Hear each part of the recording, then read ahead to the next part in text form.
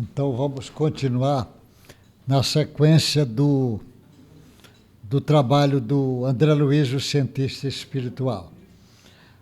Hoje nós vamos ver a lição de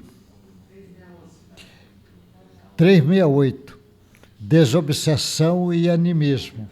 Desobsessão e animismo é o termo que o próprio André Luiz usou no capítulo 23, que ele está falando sobre animismo, do livro Mecanismo da Mediunidade, que é um livro ditado pelo Chico Xavier, psicografou, e tem o Chico Xavier e o Valdo Vieira. Desse livro tem a psicografia também do Valdo.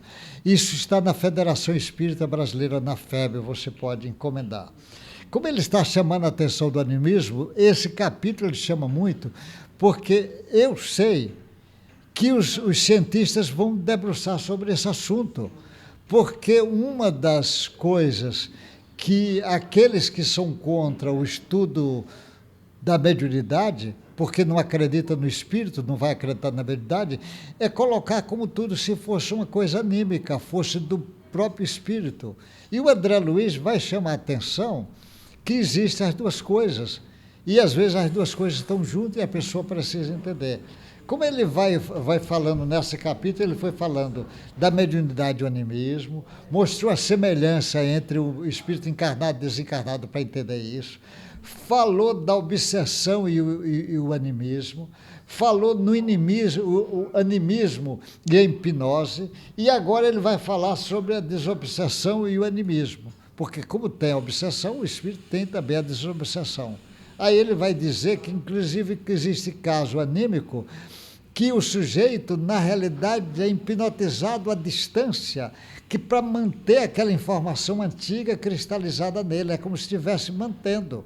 E existe isso. Ele vai chamar na desobsessão e animismo. Ele diz, nenhuma justificativa existe para qualquer recurso no trato generoso de personalidades medianímicas provisoriamente estacionada em semelhantes provações, de vez que são por si próprio espíritos sofredores ou conturbados, quanto qualquer outros que se manifesta exigindo esclarecimento e socorro. O amparo espontâneo e o auxílio genuinamente fraterno lhe reajustarão as ondas mentais, concurso esse que estenderá inevitável aos companheiros de pretérito que lhe assedia o pensamento, operando a reconstituição do caminho reto para os sensitivos corporificados na terra. Tão importante e tão nobre em sua estrutura quanto aqueles que os doutrinadores encarnados se propõem traçar para os amigos desencarnados menos infelizes. Ele está dizendo que esse tratamento vai ser importante. O sujeito mesmo que tiver numa reação anímica, trazendo projeções de coisas do passado, vai precisar ser tratado da mesma forma como se estivesse sendo obsediado. E, às vezes, na obsessão, você vai tratar diretamente o espírito que está obsediando. Mas, nesse caminho, às vezes, do magnetizador à distância, você também vai tratar dele à distância, também tem recursos para isso. Ele diz, aliás, é preciso destacar que o esforço da escola, seja ela recinto consagrado à instrução primária ou instituto corretivo, funciona como recurso renovador da mente, equilibrando as oscilações para níveis superiores.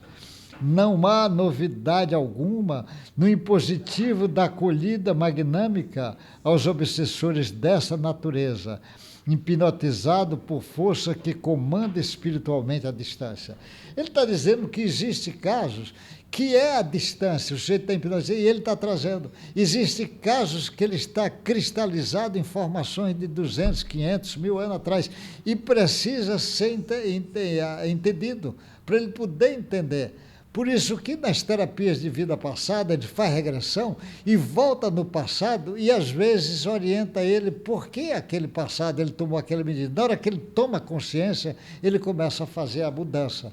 Existem casos do sujeito apresentar isso no centro espírita e alguém que ainda não tem grandes informações, apenas rotula de misticismo o que fosse o processo anímico e pronto, e esquecendo que ele tem que ser tratado como se ele fosse um fenômeno mediúnico, como se fosse um fenômeno mediúnico. Ele precisa ser tratado, porque ele está tão doente como se fosse desse jeito. É uma desobsessão e animismo. Então existe a desobsessão com o espírito encarnado, existe a desobsessão no próprio animismo. É como se ele estivesse auto-hipnotizado, e você tem que entender e separar isso.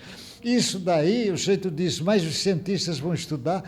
Claro, o que é que os psiquiatras, os psicólogos fazem se não faz muitas vezes mergulhar? Só que ele mergulha no estudo da mediunidade sem conhecer mediunidade. Então ele rotula tudo como se fosse do espírito.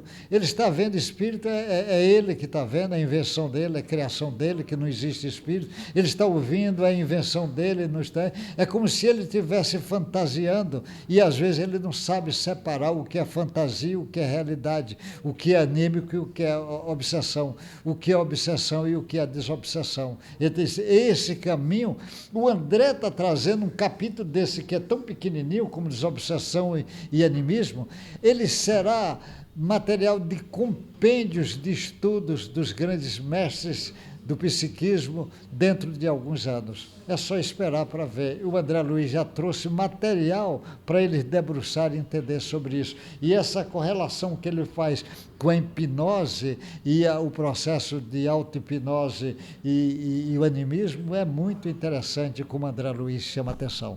Até o próximo encontro nosso.